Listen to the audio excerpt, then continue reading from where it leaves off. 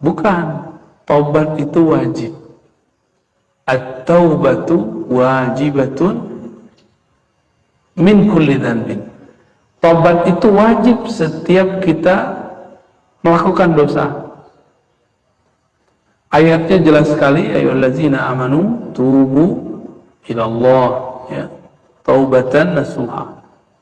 Wahai orang beriman, taubatlah kamu kepada Allah. Berarti itu wajib, ya, taubat yang nasuha. Lalu dibagi, dosa itu terbagi dua, ada dosa antara hamba dan Allah, ada dosa antara hamba dan makhluk. Kalau dosanya antara hamba dan Allah, maka cukup melakukan 3 hal. Pertama, ayyuqli'a 'anil ma'siyah, menghentikan maksiat, itu sudah bagian dari tobat. Yang kedua, ayyandama 'ala fi'liha, menyesali perbuatannya. Ini yang disebut muhasabah, dan ini biasanya dibimbing oleh seseorang. Biasanya kalau ada orang yang membimbing kita, berarti lebih enak. Jadi ketika kita dibimbing, ada namanya talqin istighfar. Istighfar itu dibimbing per anggota tubuh. Astagfirullah, ada dosa mata, dosa telinga, itu bisa bikin air mata berlinang, ya. Dalam hadis dikatakan an-nadamu taubah. Penyesalan itu indikator utama seseorang sudah atau sedang bertobat. Jadi kalau ada orang gampang nangis, nah itu bukan karena hatinya bersih, tapi karena dia merasa hatinya kotor. Nah, jangan GR dulu. Karena kita merasa kita kotor, maka kita nangis. Ya. Yang ketiga, kalau dosanya masih kepada Allah, ayya'zima an la ya'uda ilaiha abada.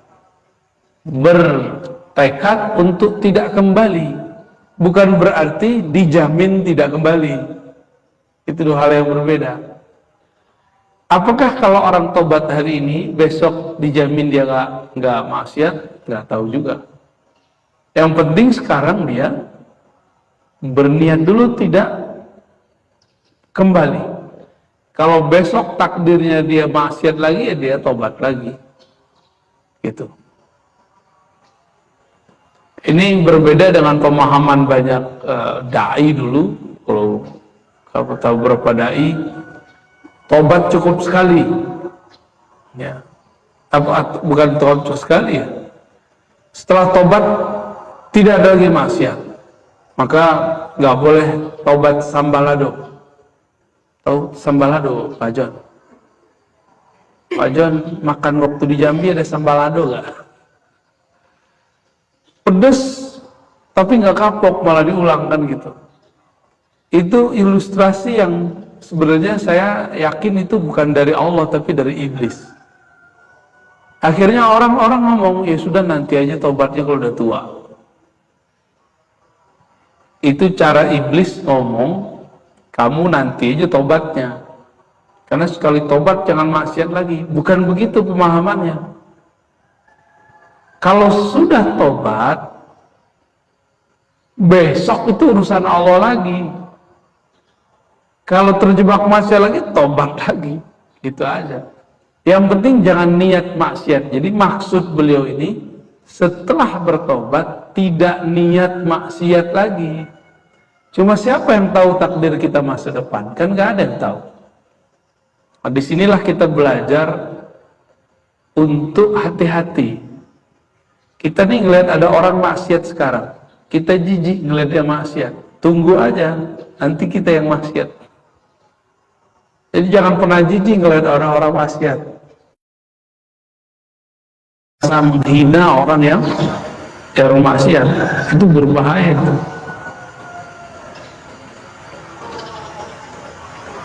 Nah, jadi yang nomor 3 itu boleh artikan niat tidak maksiat lagi.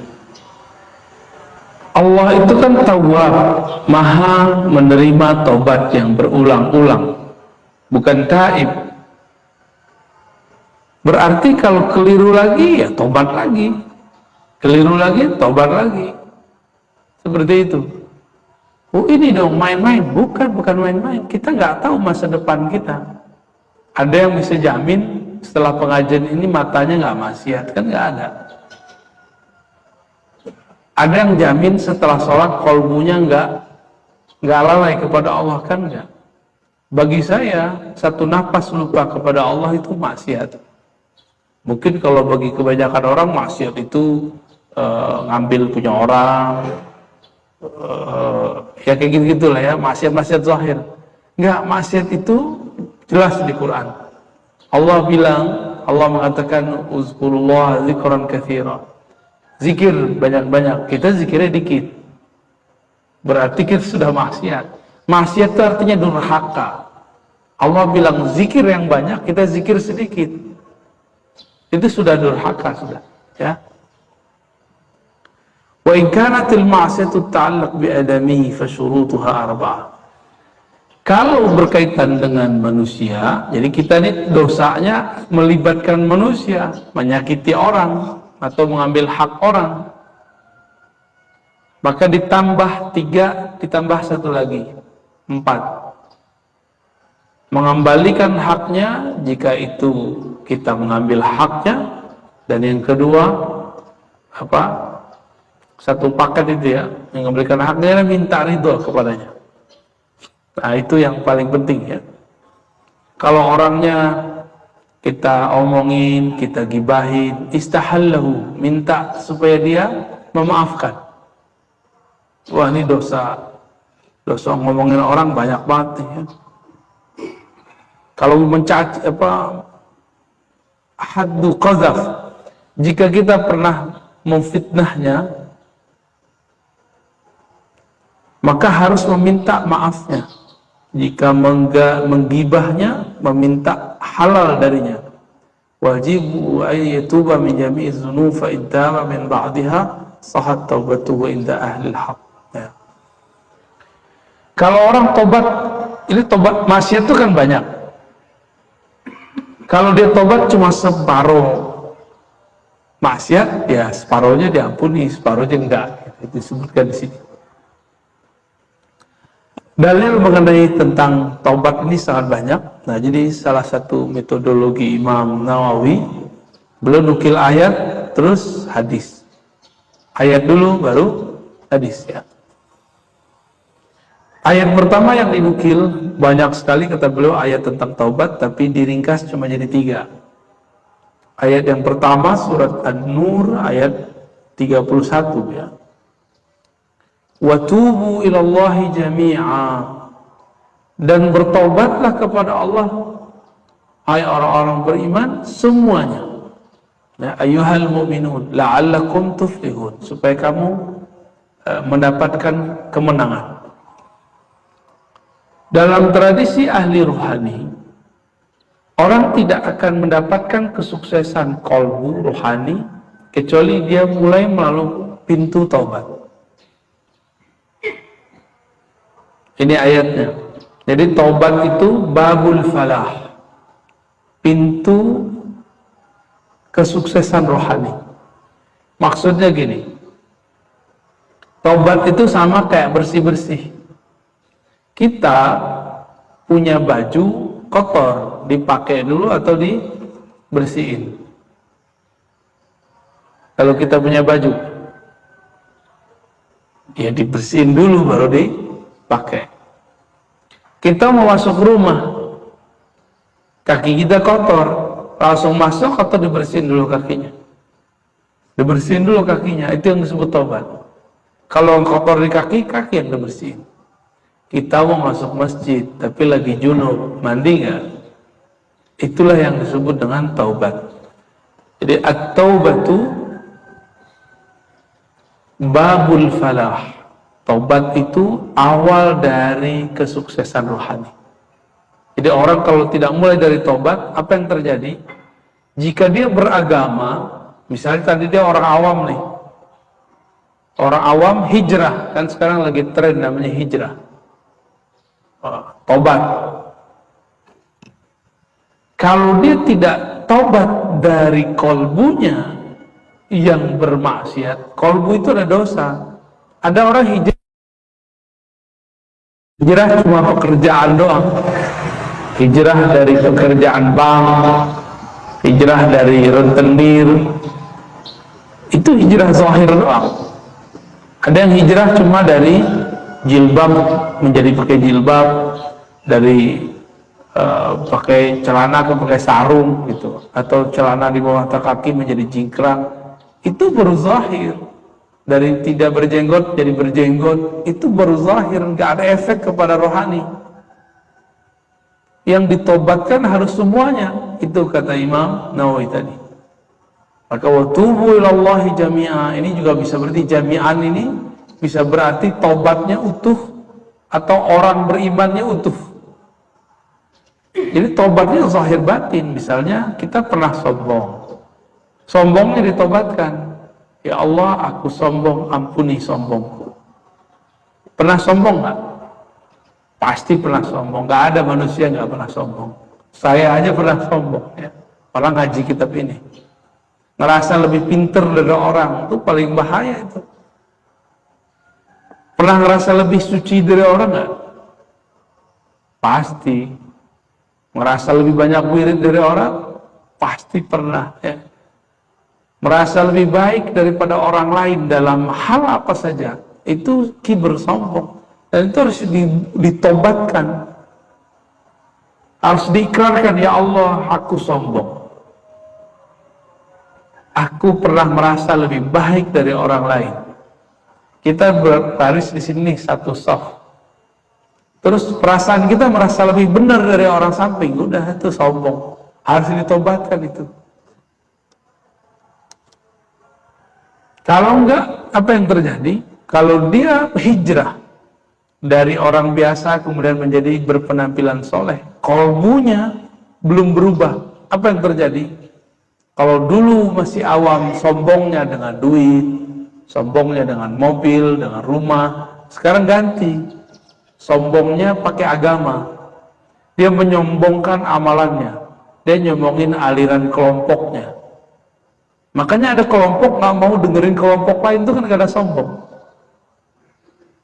Ada orang nggak mau dengerin majelis selain majelis yang sepaham dengan dia, itu bagian dari kesombongan sebenarnya, ya. Dan itu lagi banyak sekarang dan dijadikan sebagai tren beragama gaya baru. Ya.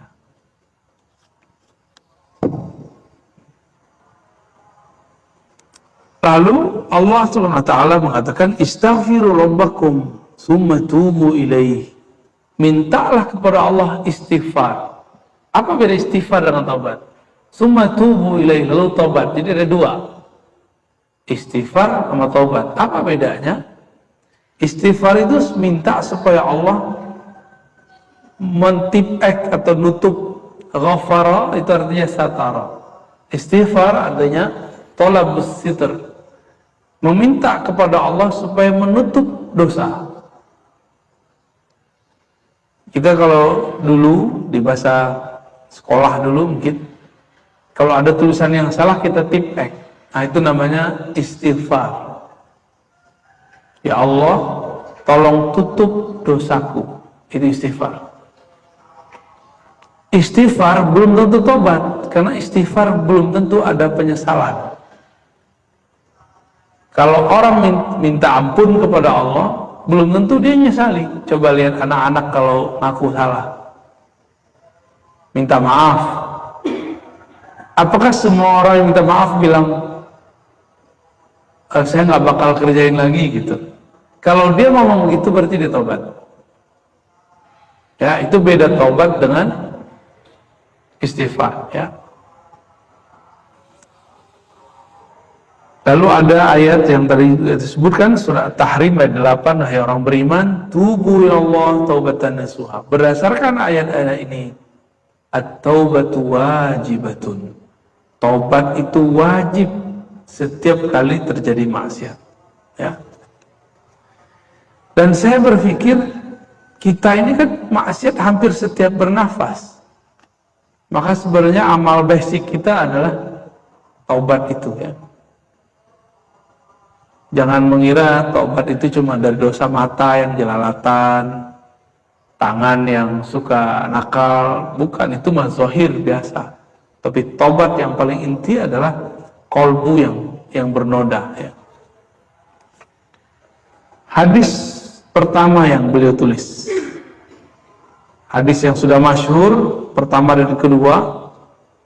Kalau pertama dari Abu Hurairah, kedua dari Al-Aghar bin Yasar.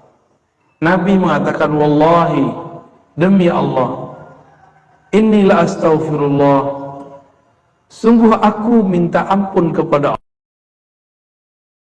sehari lebih banyak daripada 70 kali. Kita coba lihat, Nabi punya dosa kan? Nabi punya dosa? Gimana Pak? Nabi ada dosa nggak? Ada. Masuk. Nabi terpelihara dari dosa. Terus Nabi istighfar dari apa? Istighfar Nabi itu dari apa gitu? Berarti istighfar dan tobat itu bukan karena kita itu berdosa, tapi karena merasa berdosa. Itu bedanya. Nabi Muhammad itu selalu merasa ada kesalahan di hadapan Allah. Kita itu selalu merasa tidak salah. Itu aja bedanya. Maka orang yang dapat nur, warisan dari Nabi Muhammad SAW, dia pasti tidak menyalahkan orang lain jika ada masalah. Dia pasti salahkan dirinya. Nabi Adam diciptakan Allah karena berkah nur itu. Ketika ia terlempar ke muka bumi, dia tidak menyalahkan iblis. Beda dengan iblis. Iblis ketika dia salah, yang dia salahkan siapa? Allah. Bukan dia salahkan Adam, yang salahkan Allah. Ya Allah, bukankah aku ini ciptaanmu? Aku durhakamu ini kan engkau juga yang ciptain. Itu kurang hajarnya iblis itu. Ya. Gimana, kita gitu nggak? Jadi gaya-gaya iblis itu gaya-gaya ngeles. Saya ini kan hamba engkau juga, ya. Berarti saya maksiatnya engkau yang takdirkan. Nah, berarti dia menyalahkan Allah. Jadi iblis itu tidak hanya menyalahkan manusia, tapi dia juga menyalahkan Allah. Nah, ini yang berbahaya. Maka kalau di komplek kita misalnya ada orang suka nyalahin orang lain, itu udah pewaris iblis sudah, ya. Gampang aja ya. Lihat aja, di masjid ada kesalahan, terus lempar ke orang, itu iblis tuh dalamnya, harus tobat. Tobat dari karakter iblis gitu. Jadi suka melempar kesalahan sendiri kepada orang. Dan itu banyak, di setiap komplek itu ada ya. Di komplek kita ada juga, di semua tempat itu ada. Tanya aja yang pernah tinggal di komplek mana aja. Itu kejadian. Itu ujian kita bertetangga. Maka saya kalau doa, saya tambahkan Pak, Allahumma gfirli wa li walidayya wa li masyaikhi wa li jirani.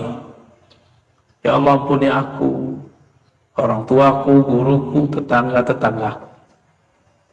Itu kita doa begitu. Kalau saya tambahkan itu.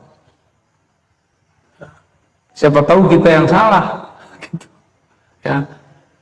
Atau emang mereka juga ada salah, kita sama-sama mintain ampun. Itu salah satu doa-doa yang Nabi pernah baca sebenarnya, ya.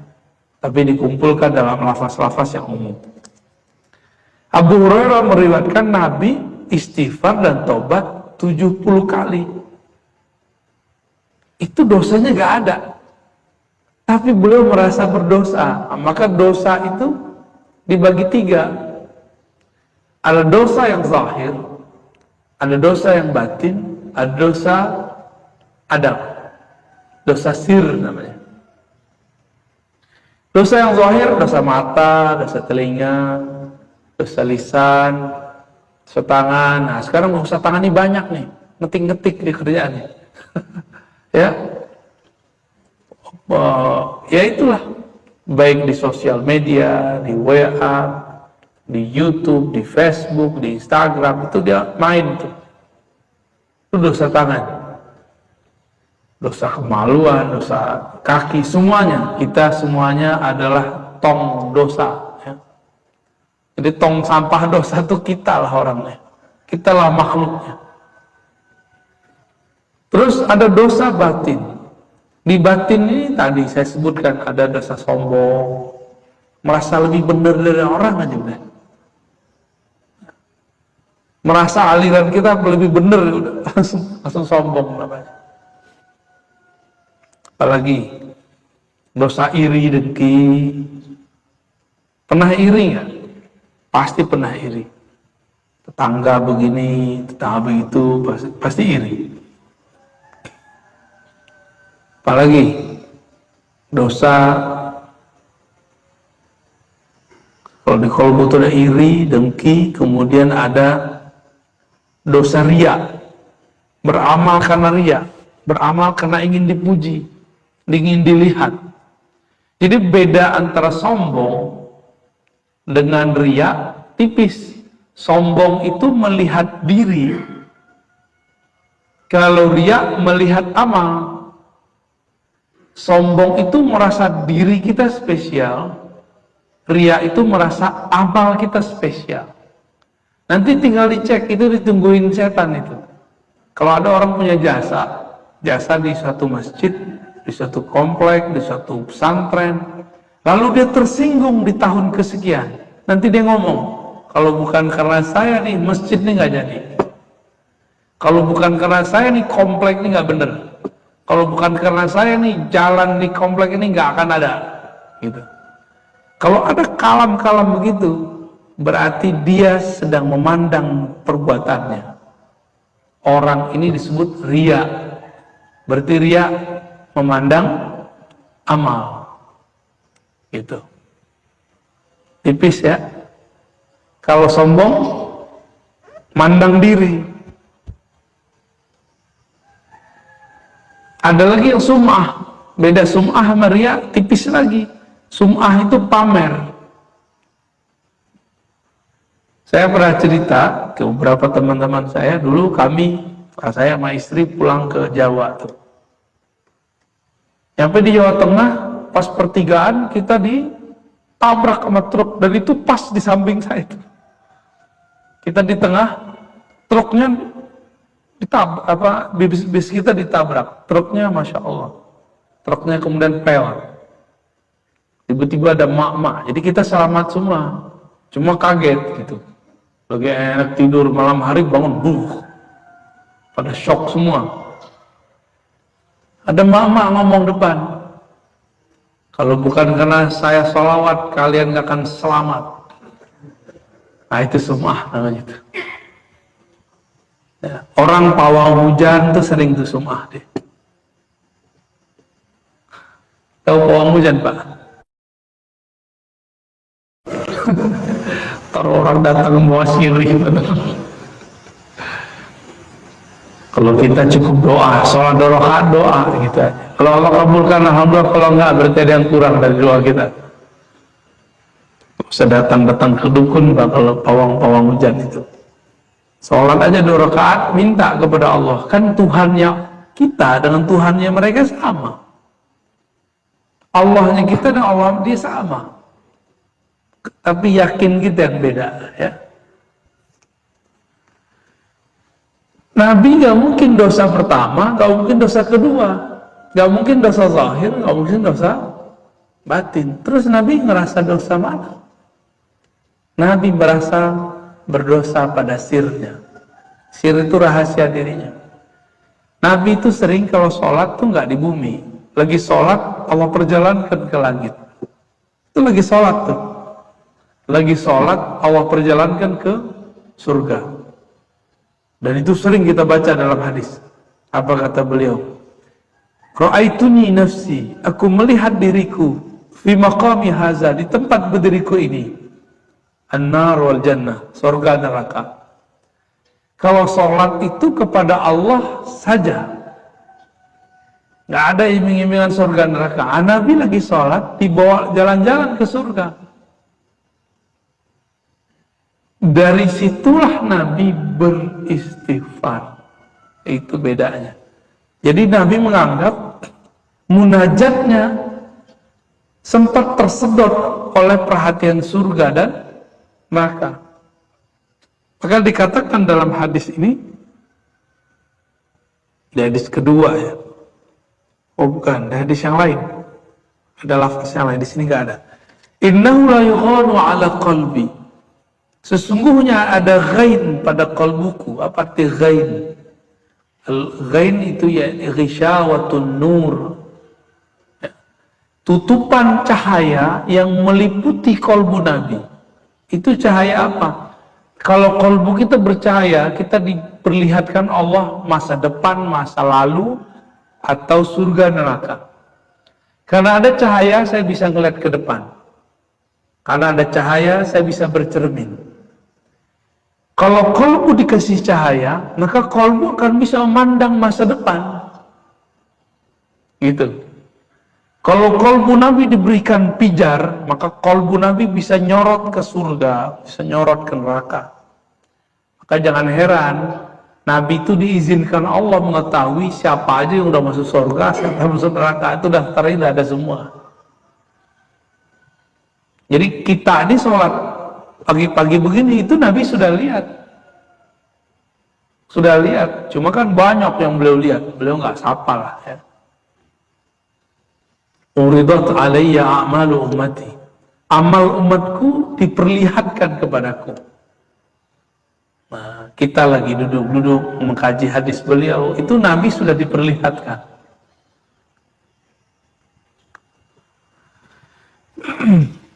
Kira-kira kalau Nabi sudah lihat gimana Pak?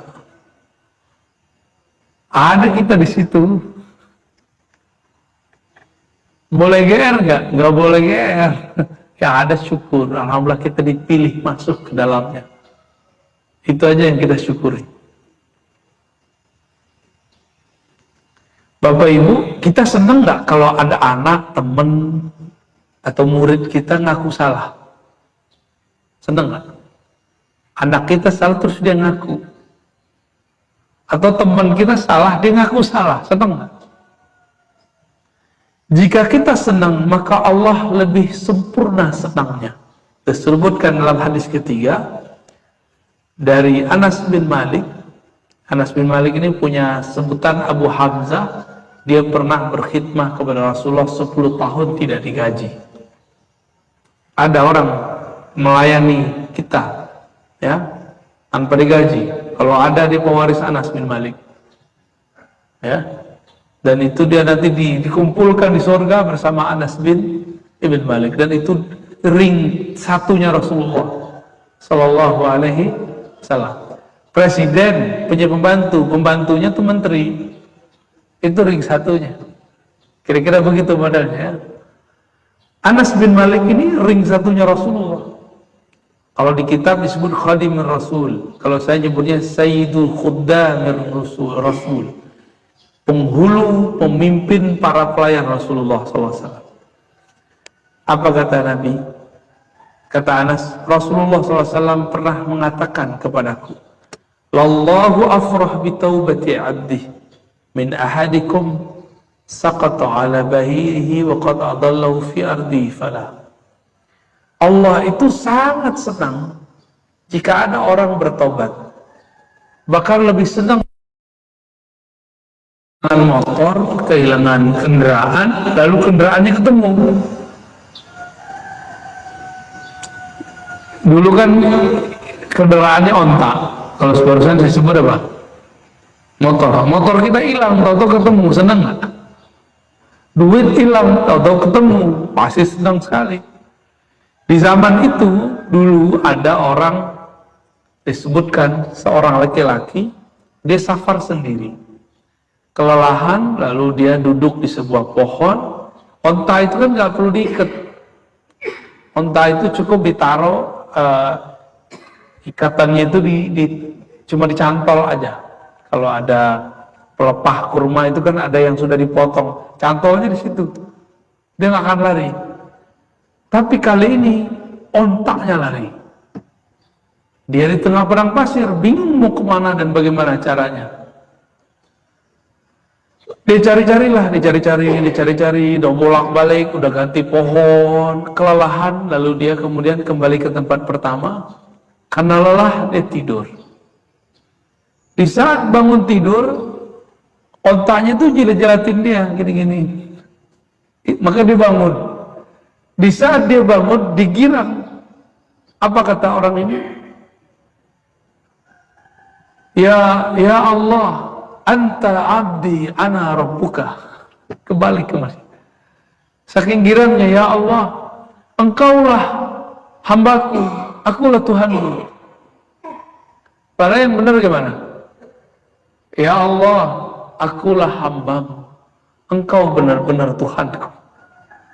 Tapi kembali ke dia, saking girangnya, ya Rabb, anta abdi, wa ana rabbuka. Itu kisahnya disebut di sini, Pak. Kita ringkas saja ya. Karena kalau dibacain Arabnya cocoknya di pesantren. Dibaca atu-atu, diterjemahin.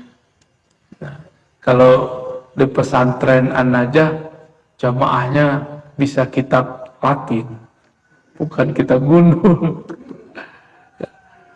Itu terjadi. Girangnya bukan main sampai dia salah sebut. Ada orang begitu, banyak orang begitu. Kalau dalam tradisi al-zikir disebut syatahat. Syatahat itu saking girangnya, maka kau balik-balik ngomongnya. Tapi banyak orang nggak paham, dikira itu dia ngerasa Tuhan. Dia ngerasa Tuhan nggak? Enggak, dia panggil ya Allah. Engkau hambaku, aku Rabbmu. Kosakatanya kebalik. Jadi orang bahagia, orang marah, itu kestabilan kosakatanya itu bermasalah itu. Ya.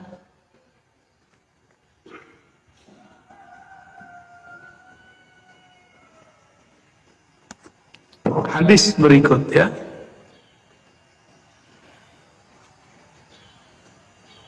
Innallaha, ini jam berapa Pak? Apa jam saya yang salah? Oh bener ya. Kok jam 5 aja nih? Lama amat ya rasanya waktu. Apa saya kurang menikmati Pak? Kelelahan kali ya, mohon maaf. An Abi Musa Abdullah bin Qais al-Ash'ari an Nabi sallallahu alaihi wasallam. Obat itu tidak mesti malam hari, nggak mesti depan kiai. Ini perbedaan agama Islam dengan agama lain. Di agama lain, tobat itu harus ada pengakuan di depan pemimpin agamanya, agama tertentu ya. Tapi dalam Islam, siapa saja bisa bertobat kapan saja. Siapa saja boleh dapat bertobat kapan saja. Coba kita lihat. Inna Allah yabsutu yadahu bil-laili liyatuba musii'un nahar. Allah yabsut yadah. Allah mengembangkan, melepaskan yadnya. Yad itu secara harfiah artinya tangan. Tapi kita kan nggak boleh membayangkan tangan begini. Terus apa maknanya? Hanya Allah yang tahu. Tapi yang berat, kalau kita mau memaafkan orang, kita unjukin tangan ya.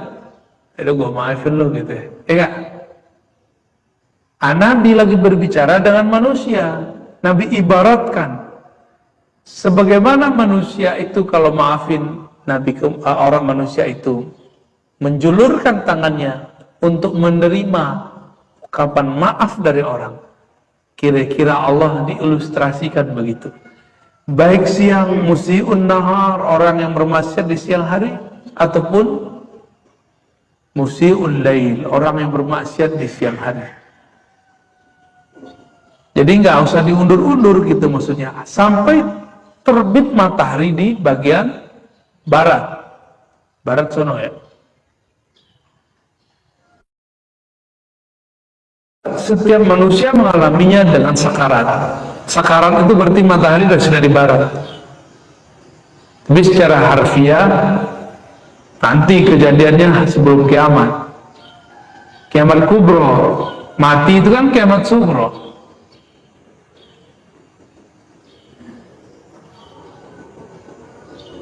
Ada makna lain dari maksiat siang dan malam.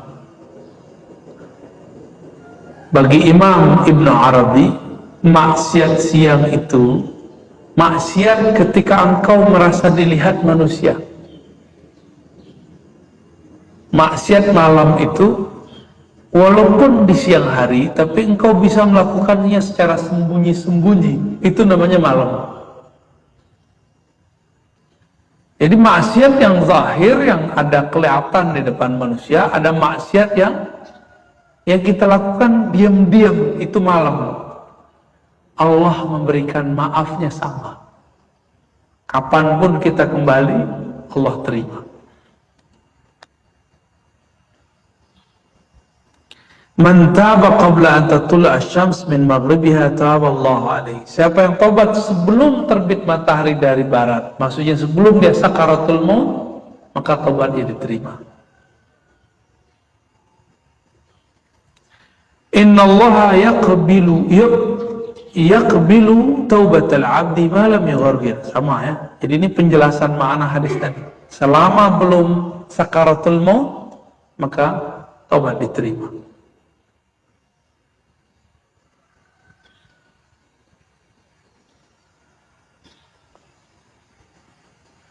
Wah, hadisnya panjang dia.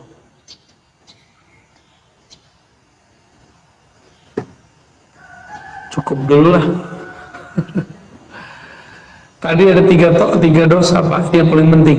Dosa zahir, dosa batin, dosa sir. Nabi itu tidak mungkin dosa pertama, kedua. Tapi merasa dirinya punya dosa sir. Dosa sir ini maksudnya keadab. Masuknya ta'adab. Nabi itu merasa tidak sopan. Nabi Nuh itu enggak dosa. Wajar udah 950 tahun dakwah, dicuekin sama kaumnya, malah dipipisi, itu kapalnya. Apalagi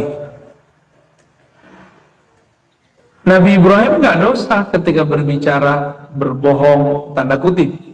Tapi dia merasa berdosa. Nah, inilah beda Nabi sama kita. Kita dosa tidak merasa, Nabi tidak bermaksiat, tapi merasa bermaksiat. Nah, itu maksudnya ke bab adab. Kalau kita sudah masuk ke bab itu, berarti orang ini pewaris Nabi.